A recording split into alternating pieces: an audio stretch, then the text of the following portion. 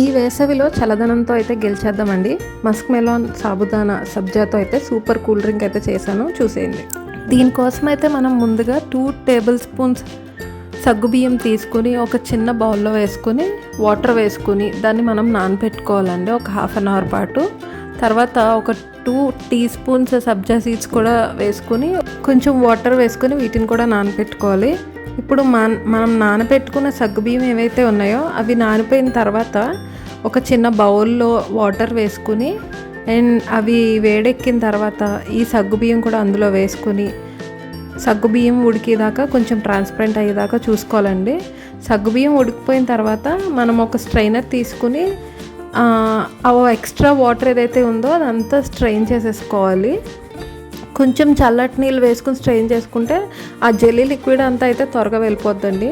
ఇప్పుడు మనం కర్బూజాని అయితే కోసేసుకుందామండి. నేను ఇలా హాఫ్ కింద కట్ చేసుకుని మధ్యలో ఉన్న సీడ్స్ అంతా తీసేసి ఆ సీడ్స్లో ఉన్న లిక్విడ్ని కూడా నేను కొంచెం స్ట్రైనర్లో స్ట్రెయిన్ చేశాను.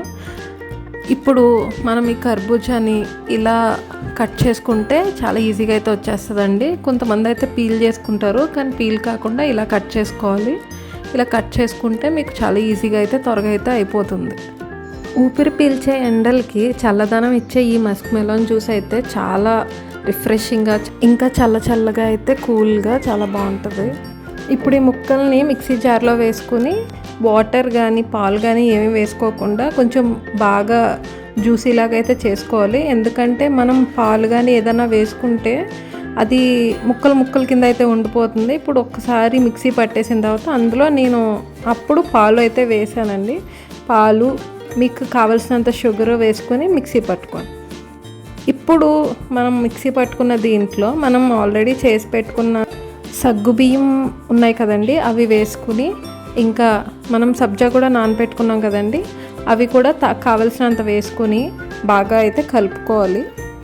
ఈ సాబుదానా ఇంకా సబ్జా సీడ్స్ ఈ రెసిపీకి ఓన్లీ టేస్ట్ కోసమే కాకుండా అండి, మన హెల్త్కి ఈ సబ్జా కానీ సాబుదానా కానీ మనకి చాలా చలవ చేసి బాడీకి మంచి చేస్తుందండి. సో ఈ సమ్మర్లో అయినా అట్లీస్ట్ మనం వీటిని యూస్ చేస్తే చాలా హెల్త్ బెనిఫిట్స్ అయితే ఉంటాయి. ఎందుకంటే సబ్జా సీడ్స్ వల్ల ఫైబర్ కంటెంట్ కూడా చాలా ఉంటుంది. అండ్ ఇప్పుడైతే మన జ్యూస్ అయితే రెడీ అయిపోయిందండి. ఇప్పుడు ఈ జ్యూస్ని కొంచెం సేపు డీప్ ఫ్రిడ్జ్లో కానీ అర్జెన్సీ లేకపోతే కింద ఫ్రిడ్జ్లో అయినా కానీ పెట్టుకుని అయిపోయిన తర్వాత మనం ఇలా గ్లాసెస్లో వేసుకుని పైన కొంచెం బూస్ట్ ఇంకా క్యాష్యూస్ అలాంటివన్నీ వేసుకుని సర్వ్ చేసుకోవడమే. మా ఈ రెసిపీ మీకు ఎలా అనిపించింది? నచ్చితే కింద కామెంట్ బాక్స్లో కామెంట్ చేయండి. ఇంకా మా ఛానల్ సబ్స్క్రైబ్ చేసుకోండి.